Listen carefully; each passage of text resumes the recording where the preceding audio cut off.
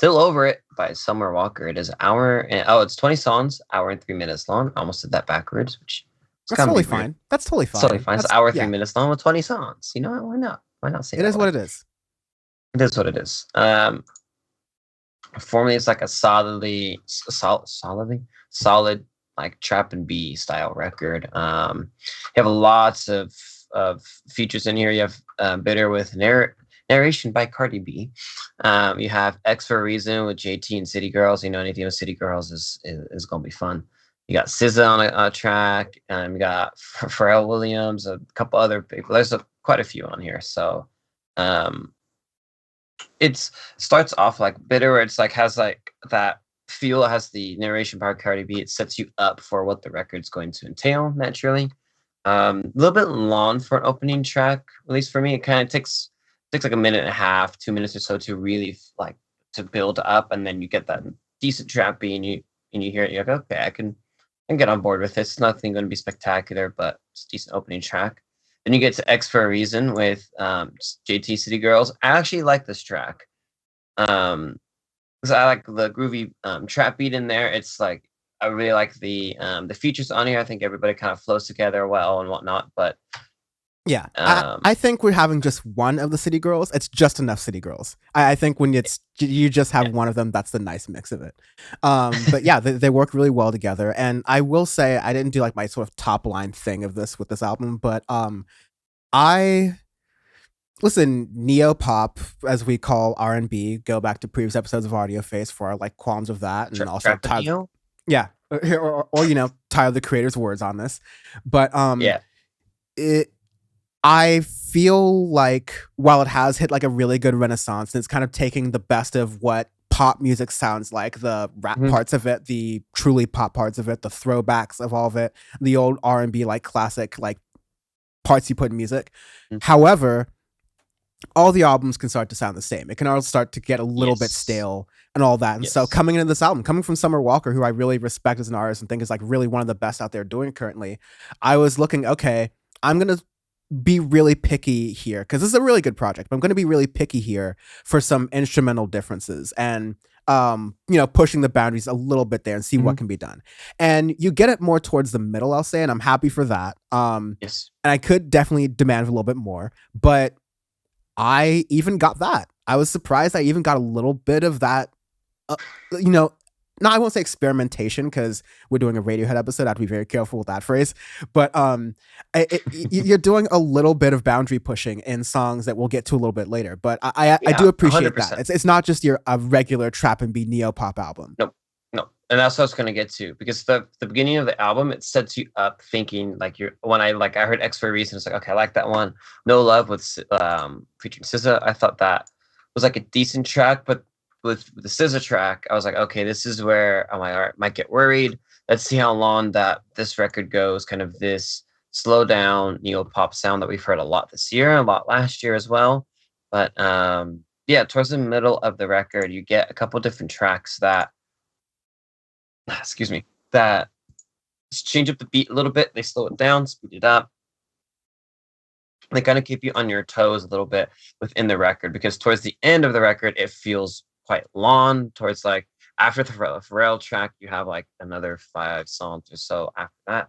And that's where to me it got really long, but I did enjoy the middle of that record. But Yeah, again, I think this is something that the more of these, you get into this renaissance of neo pop and trap and B, and this, what you can do with it is you can experiment more, expand your horizons on some of the production, which you do get that a little bit in the middle. But I think what a lot of people need to do with these records, they have to make them shorter, because with this, if you put everything on there that you want to, you're going to get played out. Because my issue with this is a lot of those middle tracks I got to in the second listen through, because the first listen through I almost forgot about them because it dragged on for me quite a while towards the end. If you can shorten it up, make it more concise, and have those points that you want, but still have your bangers naturally in the record. But if you cut like 5, 6 songs out of here, which you easily can, it would make this project way better, at least in my opinion. I think that's something that needs to be done a little bit more within these genres and stuff, because you have so many artists and stuff making these, so many big headline artists and stuff making these records. So we need to get a little bit more concise within it until we get something where more and more people start to explore, expand their horizons with it, or they get a new thing, new sound, something. Yeah, I agree, because what you have here is really good, but it could benefit from some of the concision that we see from albums of late that really make a lot of impact with the short amount of time they have. Because yeah, definitely like a lot of these songs that are featureless. I mean, like Summer Walker's really excellent at expressing emotion and pain and loss. That's a lot of what this album is Yeah. about, and overcoming that, still over it is. You can read a lot of it as, they're over it, but they made a whole album about them, not being over it. But it's really like, whereas we criticize some artists for not going into the depth and detail of that pain and that growth of like loss and suffering, Summer Walker goes in very much in on these things. But you get to like song 8, Insane, I'd say, right? Where you start to get sort of more of an acknowledgement of some of the not quite especially indie, but some of like the newer parts of trap and B you maybe start, or neopop you maybe start to see from 2019, where it's sort Yep. of my favorite sort of coffee club jazz, like nighttime vibe kind of thing. The old jazz Um, standard. Yeah. yeah, that's all really nice. You go to Constant Bullshit, which got something that I was kind of hoping for, which was a little bit of like a guitar flair in there. Yep. Just like, cause come on, Indy's coming back. Whoever said guitar was dead was right for maybe like a year and a half, but now it's starting to come back as little flares. As, oh, what's that little twangy thing in there? What's that Yeah, thing in the you could background? exactly. You can do so much with it. You just have to think outside the box. And I think the issue with a lot of these big name artists is a lot of them work with similar producers and stuff. You get the Jack Antonoff effect of working with similar people or people who have similar ideas, where then you make records and then you're like, you think in this box of, okay, I want to make a record of a relationship breakup record or personal things, so on and so forth. And people think, oh, it needs to sound like this. It can sound whatever the hell you want. But I think more people need to take that risk and take that leap of faith and do that, and you can make something spectacular. Because we've seen that this year, especially we've seen a lot of different sounding records from different artists, different headline artists, different smaller artists, so on and so forth. Where you take that leap and just to like push yourself a little bit more, and that makes a big effort, or it makes a big change. So Yeah. yeah, You continue throughout Unloyal with Ari Lennox. I think Ari Lennox just really performs its kills on that. Um, Ari Lennox has also just had a year as well, but 100%. um, makes this podcast makes the award show so hard but so fun. Um, I think they really complement each other's styles right there in that song. Toxic with Lil Durk. Well, I think that could be one of the more forgettable features on this record because this record has so many good features. I thought Lil Durk actually brought it lyrically in that, and so No, I think honestly, all the features on this record did their part. And we've been getting a stream of that the past month or so of actual features really doing what they need to do, which is hop on for a track just to spice it up, have their little bit of flavor, but still be cohesive within the rest of the record. And you get that with this as well. Yeah, as much as I don't normally like Lil Durk, he was actually did pretty well with it. yeah. You have that right there, the classic Pharrell produced track. It's very like meant to be earwormy and catchy. Super frail track, yeah. Yeah. Um, I think it's perfectly fine. I think it's, as with all Pharrell tracks, he's got like the demon's blood. It's gonna be and here's Dan's pivot to Alex Jones.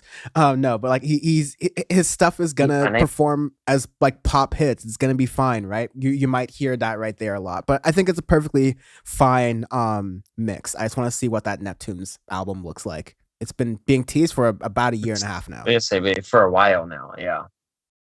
Yeah. But overall, before we get too lengthy on this, because we do have a lot more to review, I think it's a decent record through and through. Like you have a lot of different sounds, especially towards that middle part. Features are fantastic throughout it. It's just I would like it to be a little more concise, a little bit in a smaller package, so that way we can get into it a little bit more, and then you can release other tracks and stuff as you want as another drop or as like a B-side thing or something where you can still have that stuff out, but not necessarily into one whole record, because your other things are going to get missed in there. But the experimentation, the other points that you'll get will sometimes get missed because of that.